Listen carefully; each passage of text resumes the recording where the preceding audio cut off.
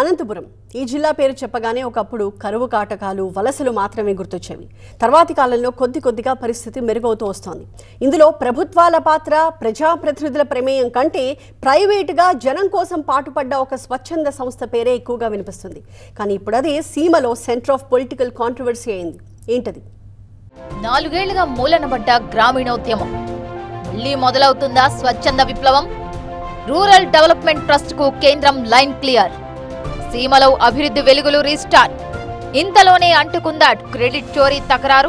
YSR Congress party చేసిన పోరాటాల వల్లనే ఈరోజు కేంద్ర ప్రభుత్వం కూడా దిగి వచ్చి ఈరోజు ఎఫ్సిఆర్ఏ అనేది కూడా రెన్యూల్ చేస్తూ కూడా నిన్న కూడా నిర్ణయం కూడా తీసుకొని సేవలు అనేది కూడా యథాతథంగా కూడా కొనసాగించాలని చెప్పేసి ఒక ఆర్డర్ కూడా ఇవ్వడం కూడా జరిగింది. 100% ఇది మా క్రెడిట్, మా యువనేత నారా లోకేష్ గారి credit. RDT rural development trust 5 దశాబ్దాలుగా ఉమ్మడి అనంతపురం జిల్లాకు అండగా నిలుస్తూ లక్షలాది మంది జీవితాల్లో వెలుగులు నింపుతున్న సంస్థ. పేదలకు విద్య, వైద్యం, ఉండడానికి ఇళ్లు నిర్మించి అట్టడుగు వర్గాలకు ఆశాదీపంగా నిలిచిన ఓ సామాజిక వ్యవస్థ. ఆర్డిటికి ఒరిజినల్ గా బీజం పడింది 1969లో. ఫాదర్ విన్సెంట్ ఫెర్రర్, ఆయన భార్య అన్నె ఫెర్రర్ అనంతపురంలో గ్రామీణ పేదల పక్షాన తమ ప్రయాణాన్ని మొదలుపెట్టారు. బత్తలపల్లి, కళ్యాణదుర్గంలో అత్యాధునిక ఆసుపత్రి నిర్మించి ఉచిత వైద్యం అందించారు. పేద పిల్లలకు ఉచిత విద్య, వేల సంఖ్యలో చెక్ డ్యాంలు నిర్మించారు. అనంతపురంలో స్పోర్ట్స్ విలేజ్ నిర్మించి గ్రామీణ క్రీడాకారులను ప్రోత్సహించారు.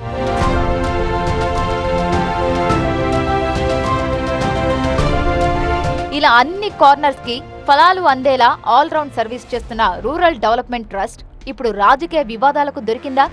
అనంతపురం జిల్లాతో పాటు రాయలసీమ ముఖ చిత్రాన్ని మార్చేసిన ఈ స్వచ్ఛంద సంస్థకు రాజకీయ రంగు పులిమేశారా?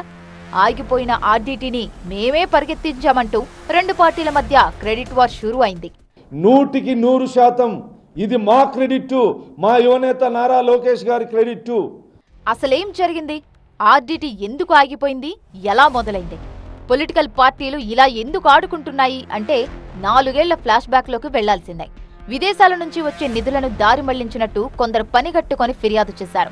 మత మార్పిడులకు, చర్చిల నిర్మాణాలకు ఖర్చు పెడుతున్నారని ఆర్డిటిపై అభియోగాలొచ్చాయి. దీంతో 2022లో కేంద్ర ప్రభుత్వం ఎఫ్సిఆర్ఏ లైసెన్స్ ను పెండింగ్ లో పెట్టింది. విదేశీ నిధులు రాక ఆగిపోయి ఉచిత ఆసుపత్రులు, విద్యా సంస్థలు, సాగునీటి ప్రాజెక్టుల నిర్వహణ కుంటుపడింది. 4 ఏళ్ల గ్యాప్ తర్వాత ఎఫ్సిఆర్ఏ లైసెన్స్ మళ్లీ దక్కి ఆర్డిటి సేవలు కొనసాగుతున్నందుకు సీమ జనంలో సంతోషం వెల్లివిరుస్తోంది.